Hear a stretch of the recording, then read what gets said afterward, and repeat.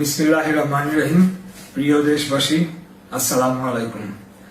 আমি আজকে বেশ কয়েকদিন পর আপনাদের সামনে এসে হাজির হয়েছি কিছু কথা বলার জন্য। আপনারা জানেন যে গত কয়েক সপ্তাহ ধরে করোনা মহামারী ভাইরাসে পুরো পৃথিবী বিপর্যস্ত, সেই সাথে আমাদের দেশও বিপর্যস্ত হয়েছে। প্রতিদিনই নতুন আক্রান্তের সংখ্যা বাড়ছে, নতুন মৃতের সংখ্যা বাড়ছে। এতে করে একটি জিনিস যেটি স্পষ্ট, যে আমাদের যে স্বাস্থ্য সেবা, হেলথ কেয়ার সিস্টেম, সেটি পুরোপুরি ভঙ্গুর এবং এটি পুরোপুরি ইনকম্পিটেবল। এটি আমরা অবশ্য আগেও জানতাম যে আমাদের স্বাস্থ্য সেবার মান কি কোন পর্যায়ে রয়েছে। তো এখন যেখানে আমাদের ওয়েস্টার্ন ওয়ার্ল্ড গুলা দে আর স্ট্রাগলিং, বিশেষ করে ইউরোপ, আমেরিকা, সেখানে আজ পর্যন্ত আমেরিকায় এখন ডেথ টোল 45,297 আজকে সকাল পর্যন্ত। স্পেনে 21,282, ইটালিতে 24,268, ফ্রান্সে 20,796, ইউকেতে 17,337। This are death counts. তো সেই তুলনায় এখনো বাংলাদেশ আমরা 110 জন মৃত্যুবরণ করেছেন এই করোনা ভাইরাসের কারণে। তো সামনের দিনগুলোতে আসলে কি হতে চলেছে সেটি নিয়ে সবার মধ্যে একটি শঙ্কা বিরাজ করছে। তো আমি বলতে চাই, আজকে যে আমাদের যে হেলথ সিস্টেমের যে অবস্থা, এটি আসলে বর্তমানে যারা দায়িত্বে রয়েছেন হুট করে তাদেরকে আমরা দোষারোপ করলেই হবে না। এটি একটি দীর্ঘ প্রসেসের কারণে সিস্টেমটা কোলাপস করেছে, এবং it's not just health system, entire system of Bangladesh has collapsed. বিভিন্ন গভর্নমেন্টের যে ডিপার্টমেন্ট গুলো রয়েছে, আমি মনে করি তারা সম্পূর্ণভাবে দুর্বৃত্তায়নে এবং দুর্নীতিতে নিমজ্জিত হয়ে গিয়েছে, এবং এখন তারা ফাংশন করতে পারছে না, একটা ক্রাইসিস মোকাবেলা করতে পারছে না। এটি আমার ধারণা, যে আমার বিশ্বাস যে দীর্ঘদিন দেশে গণতন্ত্র অনুপস্থিত থাকার ফলে এবং অ্যাবসলিউট এক্সারসাইজ অফ পাওয়ার, আনচ্যালেঞ্জড পাওয়ার, এটি হওয়ার ফলে আজকে আমরা এই জায়গায় এসে উপস্থিত হয়েছি। আপনারা জানেন যে 2009 বর্তমান সরকার ক্ষমতায় আসার পর থেকেই তারা এক ধরনের পলিসি নিয়েছিল, যেখানে তারা শুধু তাদের পৃষ্ঠপোষক যে ব্যবসায়ী গোষ্ঠীগুলো রয়েছে তাদেরকে তারা প্রায়োরিটি দিয়েছে, এবং এটিকে বলা হয়, যারা আমরা পলিটিক্স করি, পলিটিক্যাল টার্মে ক্লেপ্টোক্রেসি বলা হয়। এবং যারা নিউ জেনারেশন, যারা পলিটিক্সে আপনারা ইন্টারেস্টেড আছেন এবং এই ব্যাপারে জানতে চান, আপনারা আসতে চান, please do research. It's called kleptocracy with a K. তো এই ক্লেপ্টোক্রেসি শুরু হয়েছে তো আরো আগে।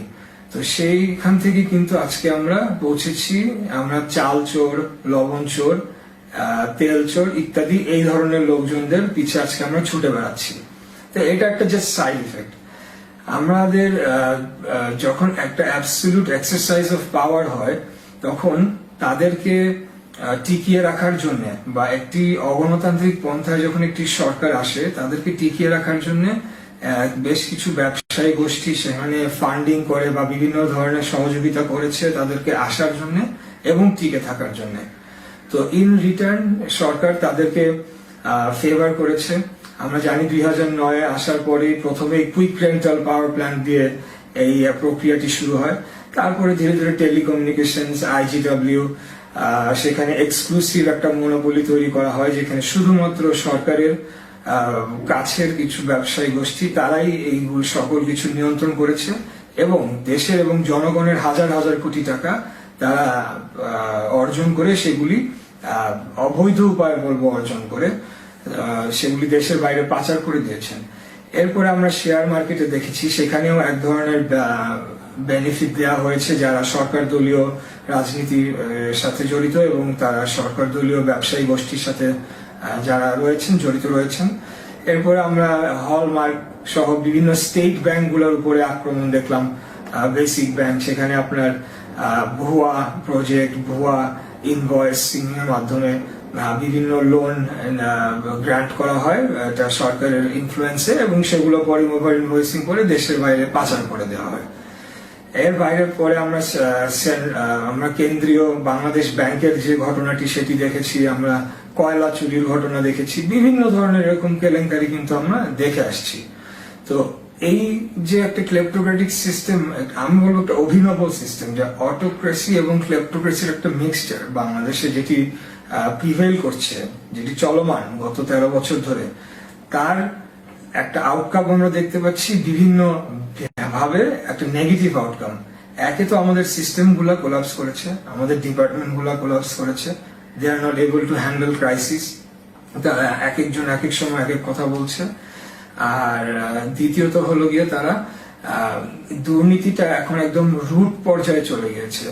এখন যারা এই সরকারকে ফাইন্যান্স করে ক্ষমতায় নিয়ে এসেছে বা টিকিয়ে রাখছে, তারা যেরকম একটা ডিমান্ড করে, সেরকম রুট লেভেলের যারা রয়েছে তারাও তো এখন দাবি করতে পারে যে হ্যাঁ, আমরাও তো এখানে শরিক হয়েছি, আমরাও এই গভর্নমেন্টকে টিকানোর জন্য যথেষ্ট পরিমাণ যা যা করণীয় সব করেছি। তো এখন এটা আমাদের হক বলা যায় অলমোস্ট একটা, যে আমরা এই ত্রাণের, টিসিবির পণ্য এগুলো আমরা আমাদের নিয়ন্ত্রণে নিব এবং আমরা বেশি দামে বিক্রি করে একটা লাভ করব।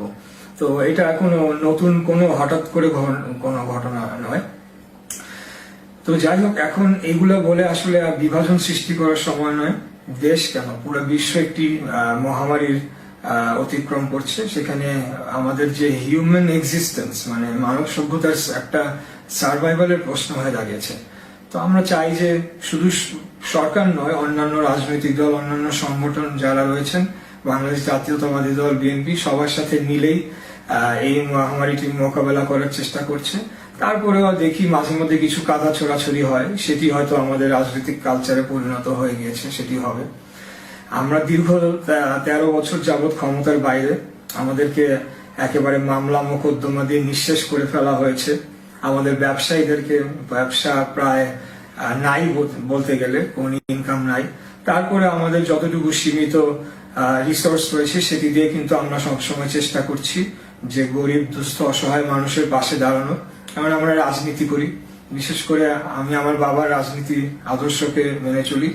উনি বলতেন যে প্রয়োজনে ধার করেও আর এনে হলেও টাকা দিয়ে কিন্তু মানুষকে সাহায্য করতে হবে, কেউ বিপদে পড়লে তাকে সাহায্য করতে হবে, প্রয়োজনে ধার করে আনতে হবে।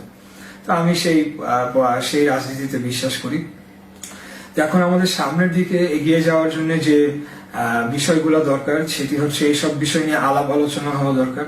দেশে একটা সুস্থ ব্যালেন্স অফ পাওয়ার ফেরত আসা দরকার, এবং এই যে প্রতিষ্ঠানগুলো, এই যে গভর্নমেন্ট ডিপার্টমেন্টগুলো সম্পূর্ণ টপ টু বটম করাপ্ট, একদম দুর্নীতিতে নিমজ্জিত হয়ে গিয়েছে, এগুলোকে সম্পূর্ণভাবে ঢেলে সাজানোর সময় এসেছে। তবে এটি আমি এখনই এগুলো নিয়ে বেশি কথা বলতে চাই না। সমালোচকরা বলবে দেশে মহামারী চলছে, দেশে এত বড় বিপদ চলছে, ওনারা রাজনীতি করে যাচ্ছেন। এটি পরবর্তীতে আমাদের কথা বলার সুযোগ আসবে। মহান আল্লাহ তাআলার অশেষ রহমতে আমি প্রতিদিন দোয়া করছি যে এই মহামারী থেকে যাতে আমরা মুক্তি পাই। প্রতিদিনই আমার কাছে মনে হয় ঘুমাতে যাওয়ার আগে যে হয়তোবা বাংলাদেশ যেভাবে ওয়েস্টার্ন ওয়ার্ল্ড গুলো যেভাবে এফেক্টেড হয়েছে, যেভাবে ডেথ টোল আমরা দেখতে পাচ্ছি, সেই রকম হয়তোবা আমাদের হবে না। কিন্তু সকালে উঠেই যখন দেখতে পাচ্ছি নতুন নতুন আক্রান্ত হচ্ছেন এবং নতুন পেশেন্টরা মারা যাচ্ছেন, তখন কিন্তু একটা শঙ্কা জাগে যে আসলে কি হতে যাচ্ছে, and are we prepared for this, মানে যেটি আসতে যাচ্ছে। আমি আশা করছি এরকম কিছু আসবে না, তারপরেও প্রিপারেশনের একটা ব্যাপার রয়েছে। আরেকটি ব্যাপার আমি বলতে চাই যে আমাদের যে হেলথ কেয়ার সিস্টেম, সেখানে আমরা দেখেছি যে এই হেলথ কেয়ার সিস্টেম নিয়ে যথেষ্ট প্রশ্ন বহু আগে থেকেই রয়েছে, এখন না, অতীতে যারা মন্ত্রীবর্গ ছিলেন সেখানেও আমরা অভিযোগ এবং বিভিন্ন টেলিভিশন পত্রিকায় রিপোর্ট দেখতে পেয়েছি যে তাদের পরিচিত ঠিকাদাররা বিভিন্ন জেলা সদর হাসপাতালগুলোতে গিয়ে রিকুইজিশন তৈরি করতেন যে কি কি মেশিনারিজ দরকার, এবং তারাই পরবর্তীতে সেটা সাপ্লাই দিতেন।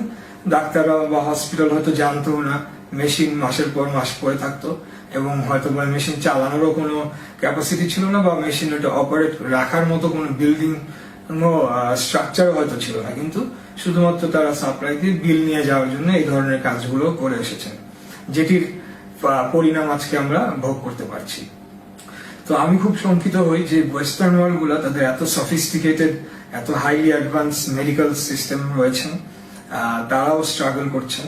তো তো আল্লাহ না করুক, আমি চাই না এটা আমাদের সাথে হোক, কিন্তু যদি না করুক, এরকম আমাদের করোনা সিচুয়েশনটা যদি আরো ভয়াবহ আকারের রূপ নেয়, তখন কি হবে, সেটি একটি বড় প্রশ্ন।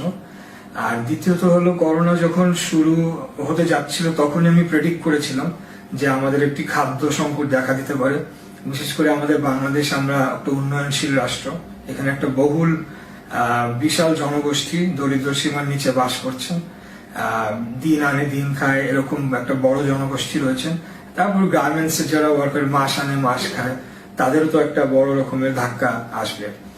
তো তখন থেকে আমি কিছু ফুড রিলিফ ব্যক্তিগত উদ্যোগে দেওয়ার পরিকল্পনা নিয়েছিলাম এবং সেটি চলমান রয়েছে।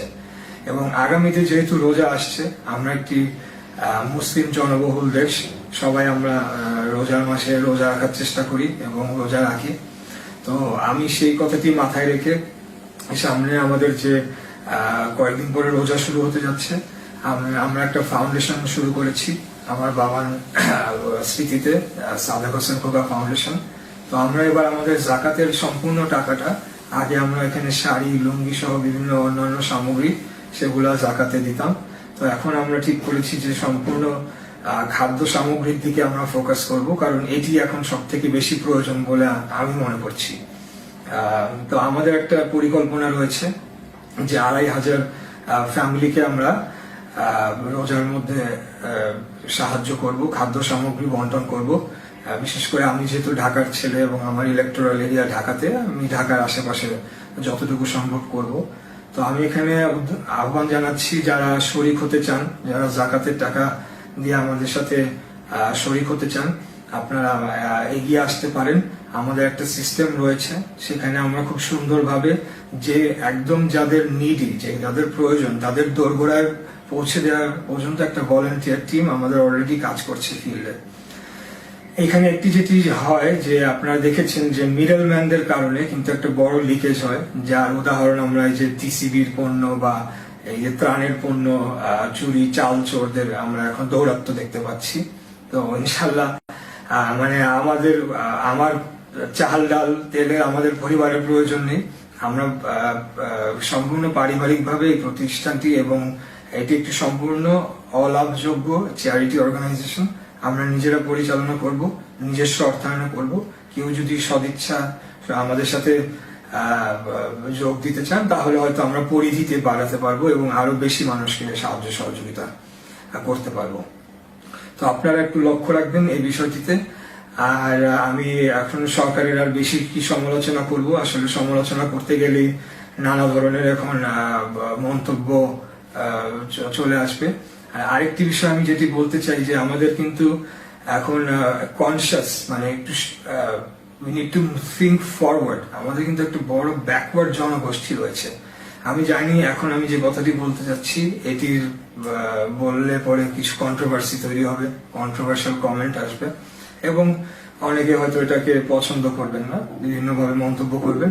তারপরেও আমার বলতেই হয়, কিছুদিন আগে ব্রাহ্মণবাড়িয়ায় যে ঘটনাটি ঘটেছে, যে লাখো লাখো মানুষ জানাজায় অংশগ্রহণ করেছে, জানাজায় অংশগ্রহণ করাটি নিয়ে আমি সমালোচনা করছি না, কিন্তু এরকম একটি পরিস্থিতিতে যেখানে বিশ্বে হাজার হাজার মৃত্যু প্রতিদিন আমরা দেখতে পাচ্ছি, এবং আমাদের মতো একটা ছোট্ট একটি জনবহুল দেশে যখন এইরকম একটি ঘটনা ঘটে, অলরেডি সেখানে একটি ডিজাস্টার হওয়ার প্রসেস কিন্তু হয়ে গিয়েছে এবং এটি সামনে দেখার বিষয় যে এটি আসলে কতদূর ড্যামেজ করবে আমাদেরকে। তো এই জিনিসগুলো আসলে একেবারেই কাম্য নয়। তো আমি, যারা দেশবাসী সকলে আমার কথা শুনছেন, আমি আপনাদেরকে দয়া করে বলবো যে আপনারা প্লিজ ঘরে থাকবেন। এখানে আরেকটি ব্যাপার রয়েছে, যারা দিন মজুর বা খুবই হতদরিদ্র, তারা ঘরের বাইরে না গেলে খাওয়া পাবেন না, বাইরে গেলে করোনা আক্রান্ত হওয়ার সুযোগ থাকছেন। কি করবেন তারা? ঘরে বসে না খেয়ে মরবেন নাকি বাইরে যে করোনায় মরবেন? তো সেই ক্ষেত্রে এই জনগোষ্ঠীর প্রতি সব থেকে বেশি জোর দেওয়া দরকার এবং আমরা আমাদের ফাউন্ডেশন থেকে সবচেয়ে বেশি জোর এদিকে দিচ্ছি। সরকারের প্রতি আমাদের আহ্বান থাকবে, তাদের প্রতি আপনারা জোর দেন, তাদের ঘরে ঘরে খাদ্যদ্রব্য পৌঁছে দেওয়ার ব্যবস্থা করুন। আর সর্বোপরিশেষে আমি বলতে চাই যে এখানে আমাদের একটি কথা বলা হয়ে থাকে যে আমার আওয়ামী লীগের কিছু বন্ধুরাও অনেক সময় বলে থাকেন যে একটা কন্ট্রোল ডেমোক্রেসিতে খুব বেশি ডেভেলপমেন্ট আমরা করে ফেলেছি, যেটি অন্য কোনোভাবে সম্ভব ছিল না, ইত্যাদি ইত্যাদি। তা আমি বলবো এটা সম্পূর্ণ ভুল কথা। কোনো কন্ট্রোল ডেমোক্রেসিতে কোনো খুব মহা উন্নয়ন হয়ে যায় নাই। আমরা দেখেছি একটা উন্নয়ন করা একটি সরকারের দায়িত্ব। একটি সরকার যখন নির্বাচিত হয়ে ক্ষমতা গ্রহণ করেন, তাদের দায়িত্বই হচ্ছে উন্নয়ন ঘটানো। তাদের সেটার জন্য বাজেট থাকে, এডিবি থাকে, অ্যানুয়াল ডেভেলপমেন্ট বাজেট থাকে, অ্যানুয়াল ডেভেলপমেন্ট কিছু প্রজেক্ট থাকে, প্রায়োরিটি প্রজেক্ট থাকে। তো সেটা হলো তাদের রেসপন্সিবিলিটি। এখানে তারা কোনো মানে এক্সট্রা অর্ডিনারি কোনো কাজ করে ফেলেছে বলে আমি মনে করছি না। বরঞ্চ এইসব প্রজেক্টে যে সকল দুর্নীতি আমরা দেখতে পেয়েছি, আমি খালি একটা উদাহরণ দিব যে 7,000 টাকার বালিশের উদাহরণ দিলে আপনারা বুঝতে পারবেন যে এই মানে প্রজেক্টগুলো কি পরিমাণ দুর্নীতি হয়েছে। এই টাকাগুলো যদি আজকে আমাদের ইকোনমিতে থাকতো, এই শেয়ার লুটের টাকাগুলো যদি আমাদের ইকোনমিতে থাকতো, এবং বিভিন্নভাবে পাচার হয়ে যাওয়া, যে আমরা বিভিন্ন ইন্টারন্যাশনাল মনিটারি যে অর্গানাইজেশন গুলো আছে তাদের রিপোর্টে আমরা দেখতে পাই যে কত টাকা পাচার হয়ে গেছে। এগুলো যদি আমাদের ইকোনমিতে থাকতো তাহলে হয়তো আমরা মাছ বেটার অফ থাকতাম। তো দেখা যাক, আগামীতে এইভাবে দেশ চলতে পারে না। এখন একটি মহামারী, এখন আমাদের ঐক্যবদ্ধ ভাবে এটিকে মোকাবেলা করার সময়। পরবর্তীতে আমরা অবশ্যই আমি বলবো যে এখানে বিএনপি, আওয়ামী লীগ বা অন্য কোনো দলের বিষয় নয়, একটি বাংলাদেশ জনগণ হিসেবে আমাদের এখানে এক হয়ে আমাদের ভবিষ্যতের কথা চিন্তা করতে হবে। এবং এই যে একটা ক্লেপ্টোক্রেটিক সিস্টেম গড়ে উঠেছে, যেখানে একটা অসমতা রয়েছে, সেখানে যে ডিস্ট্রিবিউশন অফ ইনকামের যে একটি বড় সমস্যা রয়েছে, যে অতি ধনীরা অতি ধনী হয়ে যাচ্ছে আর গরিবরা গরিব হয়ে চলেছে, এটি মুক্তিযুদ্ধের চেতনা ছিল না। এটিকে আর মানে বেশি প্রলং করতে দেওয়া যাবে না। তো যাই হোক, আমি সর্বশেষে মহান আল্লাহ তাআলার কাছে দোয়া করছি যে উনি খুব দ্রুত এই আমাদের পৃথিবী থেকে এই যে মহামারী, এটিকে সরিয়ে নিয়ে যাক এবং আমাদেরকে রক্ষা করুন। এবং আমি আশা করছি আপনারা সবাই ভালো থাকবেন, সুস্থ থাকবেন, আমরা যাতে একটিও মৃত্যুর খবর না পাই। ও আরেকটি কথা আমি বলতে চাচ্ছিলাম যে আমাদের হেলথ সিস্টেমের যে অবস্থা, 2 দিন আগে আমার প্রতিবেশী একজন গোপীবাগে, তিনি এক ভদ্র মহিলা, তিনি রেগুলার তিনি ডায়ালিসিসের পেশেন্ট ছিলেন। তো পাশে একবার বা দুইবার তার ডায়ালিসিসের জন্য যেতে হতো। তো সেরকম একটি পরিস্থিতি হয়ে দাঁড়ায় 3 দিন আগে। তো তাকে একটি পুরান ঢাকার স্বনামধন্য প্রাইভেট হসপিটাল, আমি নামটি উল্লেখ না করলাম, সেখানে নিয়ে যাওয়ার পরে যদিও ওনারা তাকে খুব ভালো করেছিলেন, কোভিড-19 টেস্ট ছাড়া ওনাকে ভর্তি করলেন না এবং বললেন যে আমরা স্যাম্পল নিয়ে রাখলাম, কোভিড-19 টেস্ট নেগেটিভ আসলে ওনাকে ভর্তি করা হবে, আপনারা প্রয়োজনে ওনাকে কর্মীটোলা অথবা আইসিডিআর নিয়ে যেতে পারেন। তো পরিবারবর্গ তাকে নিতে পারে নাই।